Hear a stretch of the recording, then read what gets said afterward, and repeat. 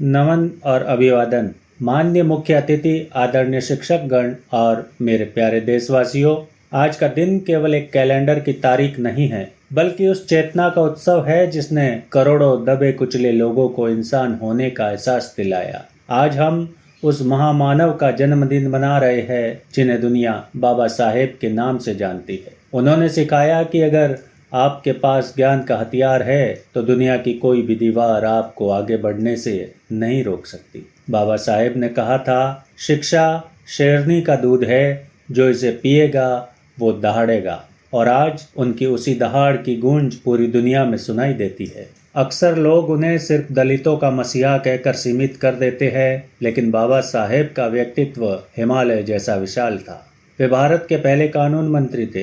वे एक विश्व स्तरीय अर्थशास्त्री थे जिनकी थ्योरी पर भारतीय रिजर्व बैंक (RBI) की नींव रखी गई।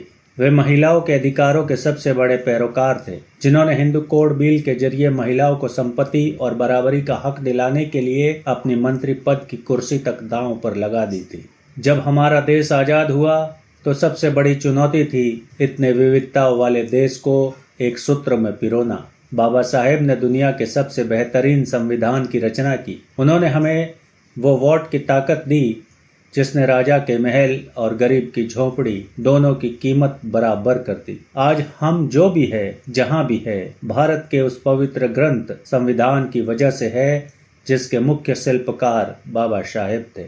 मेरे भाइयों और बहनों, बाबा साहेब को याद करने का मतलब सिर्फ उनकी तस्वीर पर फूल चढ़ाना नहीं है। उन्हें याद करने का असली मतलब है उनके बताए हुए 3 शब्दों को जीवन में उतारना।